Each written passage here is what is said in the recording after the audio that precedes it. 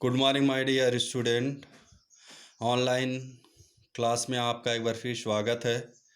पिछले वीडियो में आप लोगों ने पढ़ा था मुस्कुराता राजकुमार। मुस्कुराता राजकुमार की कहानी प्रारंभ होती है। एक नगर के मध्य में एक मूर्ति लगी हुई है। तो बहुत ही सुंदर मूर्ति है। वहाँ के एक किसी दिवंगत राजकुमार की, मरे हुए राजकुमार की वो मूर्ति है। उसी रास्ते से मंत्री और एक सिपाही गुजरते हैं। तो सिपाही मंत्री से कहता है कि बहुत ही सुंदर मूर्ति है, इसको देखकर लगता है कि जैसे अभी बोल देगी। इतना कह के वो उस रास्ते से गुजर जाते हैं। थोड़ी देर बाद एक माता अपने बच्चे को लेके उसी रास्ते से जा रही होती है। तो बच्चा रोता है। तो माँ बच्चे को मूर्ति को दिखा के कहती है कि तुम क्यों रो रहे हो? उस राजकुमार को देखो, वो हमेशा मुस्कुराता रहता है।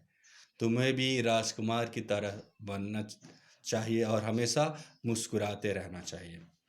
ऐसे ही कहानी आगे बढ़ती है। एक दिन एक चिड़िया आकर के राजकुमार के मूर्ति के ऊपर बैठ जाती है।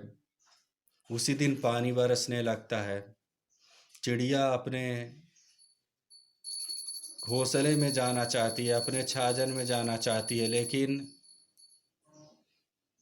वो जाने के लिए तैयार होती है। तब तक राजकुमार की जो आत्मा रहती है, उसके अंदर जो एक तरह से उसके मन की जो भावना रहती है, वो चिड़िया से कहता है कि चिड़िया तुम कहाँ जा रही हो?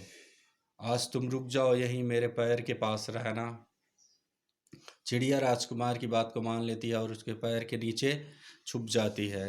रात में राजकुमार चिड़िया से कहता है कि देखो, मैं मर चुका हूँ, मेरी आत्मा भी मर चुकी है, लेकिन मेरे मन में अपने जनता के प्रति प्रेम और परोपकार और दया की भावना है। तो तुम मेरा छोटा छोटा काम करो। इसके बाद चिड़िया से राजकुमार बताता है कि गांव के बाहर एक लड़का बीमार है, वो अपनी माँ के साथ रहता है, भूखा है, उसके पास खाने के लिए कुछ नहीं है। और ऐसा करो कि तुम मेरे आँखों में जो हीरे मोती जड़े हुए हैं, उसको कुरेद करके ले जाके उसके घर में गिरा दो। इसको बेच करके वो अपने बच्चे की दवा और अ, भोजन की व्यवस्था करेगी। चिड़िया कहती है राजकुमार से कि नहीं नहीं, लड़की पिछले साल जब मैं नदी को पार कर रही थी तो लड़के बहुत शरारती थे, वो मुझे पत्थर से मार रहे थे। तो फिर राजकुमार उदास हो जाता है। चिड़िया राजकुमार के बात को मान लेती है और वो मोती को ले जा कर के उस लड़के के घर में गिरा देती है। लड़के की माँ जब मोती गिरा हुआ पाती है तो वो ले जा कर के उसको बेचती है और भोजन और दवा का प्रबंध करती है। इस प्रकार से राजकुमार पहली सहायता करता है।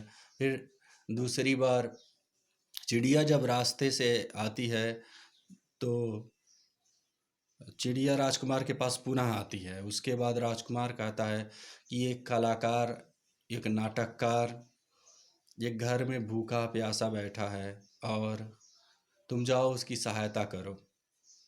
तो चिड़िया उसके शरीर का कोई सोने का अंग ले जा कर के कलाकार के पास डाल देती है। कलाकार उसको पा करके प्रसन्न होता है। वो कहता है कि अब मेरा नाटक लिखना नहीं रुकेगा। इस तरह से दूसरे व्यक्ति के ऊपर राजकुमार परोपकार करता है। फिर पुनः जब चिड़िया लौटती है तो देखती है कि एक ऐसा गांव है जिसमें भूखमरी है। सारे लोग वहाँ के भूखे प्यासे मर रहे हैं। वो राजकुमार से आकर के उस गांव की व्यथा को बताती है। राजकुमार उसकी व्यथा को सुनकर द्रवित हो जाता है, दुखी हो जाता है। उसके मन में दया की भावना जागृत हो जाती है। वो चिड़िया से कहता है कि ये मेरी सोने की मूर्ति किस काम की? ऐसा करो कि मेरे ऊपर जो खोल लगी है वो सोने की परत की है। तुम इस खोल को अपने दांतों से नोच नोच कर ले जा कर के उस गांव में गिरा दो। इस सोने की खोल को उस गांव वाले पाएंगे तो बेचारे कुछ दिन भर पेट भोजन की व्यवस्था कर लेंगे। इस तरह से चिड़िया राजकुमार राजकुमार की बात को मानती है और उसके शरीर के ऊपर जो सोने की परत रहती है उसको ले जाकर के गांव में गिरा देती है। अगले दिन सुबह उस रास्ते इसी बीच में चिड़िया ठंड की वजह से मर जाती है और उसी मूर्ति के पास गिर जाती है। पुनः अगले दिन मंत्री और सिपाही उस रास्ते से गुजरते हैं। मंत्री सिपाही से कहता है, अरे एक ऐसी मूर्ति है, इसके ऊपर एक मरी चिड़िया पड़ी हुई है, ये तो राजकुमार नहीं, देखने में भिखारी लग रहा है। उसके बाद मंत्री बोलता है कि इसको अगले दिन से हटा दो और फिर कहानी यहीं समाप्त हो जाती है।